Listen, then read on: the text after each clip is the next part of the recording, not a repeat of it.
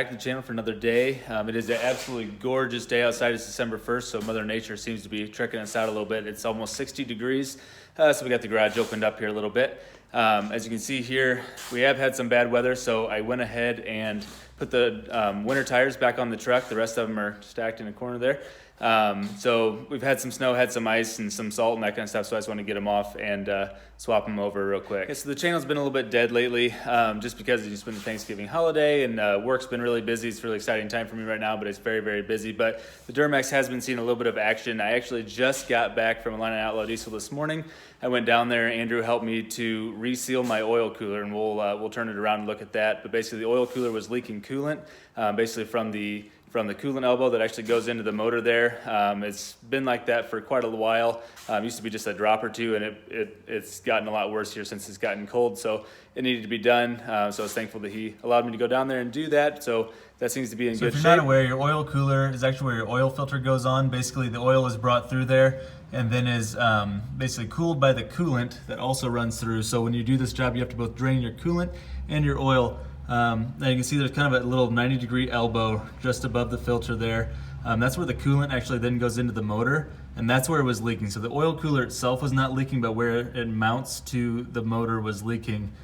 So to do that, we had to pull everything down, drain everything out, pull it apart, and replace all of the seals, all of the gaskets, and that kind of stuff. So it's not a crazy hard job, but it did take us all morning, mainly because Andrew allowed me to do it just so I kind of learn. So it was more of my ineptitude than actually taking longer, but either way, we got it done. Seems to be sealed up really, really well now.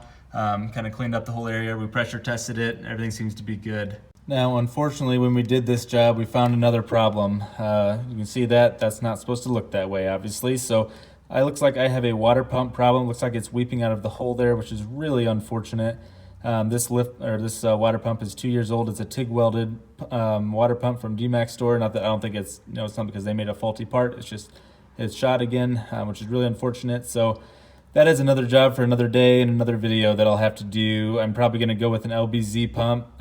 Merchant Automotive makes a water pump that uses the LBZ plastic impeller instead of using the aluminum one that these ones run with. And generally they seem to be a little bit better. So that's what we're gonna do, but like I say, that'll be another video that you gotta take off basically the front end of the motor there, take off the dampener here, the damper there.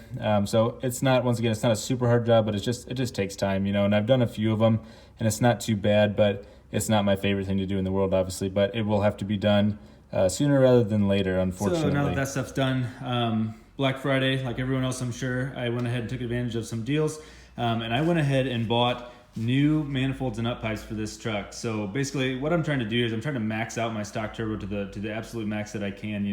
I really like running stock turbo, like I've talked about before, for stock pulling class, but I want to be able to just get every single thing that I can out of it. So I went ahead and got new manifolds and up pipes.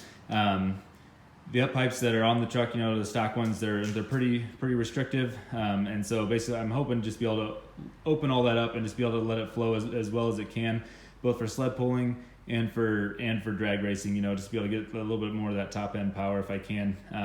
So anyway, we'll go ahead and unbox these and take a look at them. Okay, so here we go.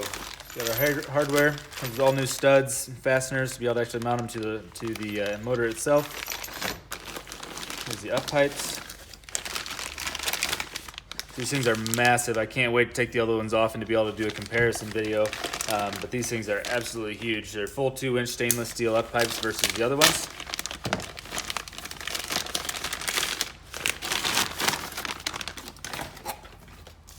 Go. Basically, there's it's a lot smoother bends, that kind of thing. They feel pretty heavy duty. They ought to be great. As far as I know, from what I've been told, they should fit pretty good. I think they might have a little bit more of an issue fitting on the LMLs. With the new body style, everything's just a lot tighter. There's a little bit more room in these older body trucks. So they ought to fit pretty good. So obviously the other one is just the same thing on the other side. I also ordered all the new gaskets for mounting to the manifold and then for mounting to the back of the turbo itself. All right. These guys are sweet. They're huge, they're heavy, they seem to be pretty good quality.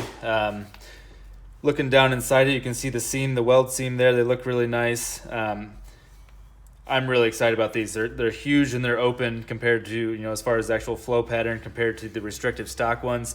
Now I do already have an LML driver's side one. It does not have the dimple in it like the LB7 through LMM's ones do. So that's obviously great in general, but these are just huge in comparison to those ones. They're going to look awesome.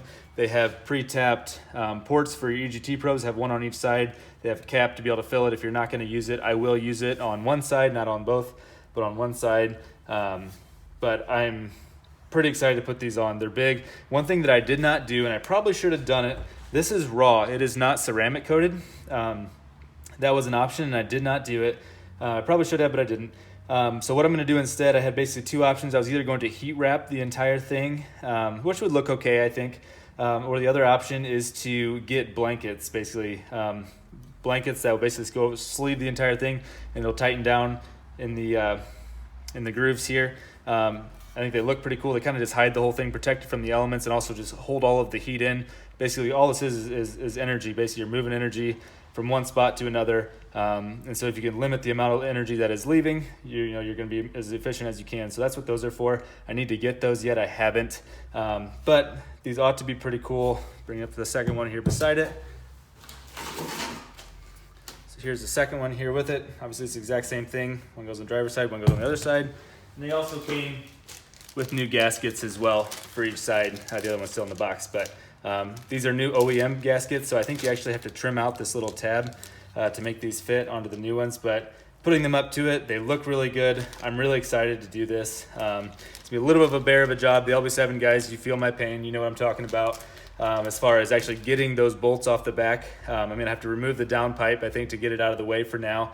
I already have a 3-inch MBRP downpipe, so we have to remove all 12 bolts. There's 6 for the downpipe and 6 for the up pipes. On the back of the charger there. Now those were off about a year ago, so hopefully that won't be too bad. So Black Friday got me pretty good, actually, the other day. So basically the biggest thing with these is getting the clearance behind the motor, between the motor and the firewall, to actually get to those studs and get to those bolts.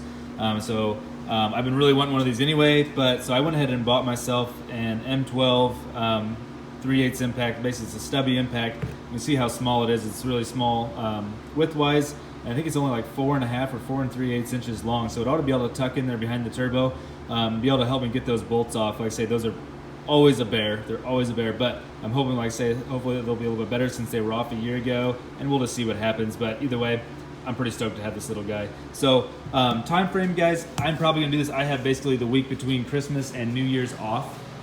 So I am probably going to tackle that during that time. The truck will have to be down for a day or two, you know, to be able to do that job. So that's my plan to do that. I still have to figure out what I'm going to do for the water pump, but that needs to happen soon as well. But anyway, guys, that's what I've got. That's where we're at. That's what you have to look forward to. So we're going to be doing exhaust manifolds and up pipes, water pump.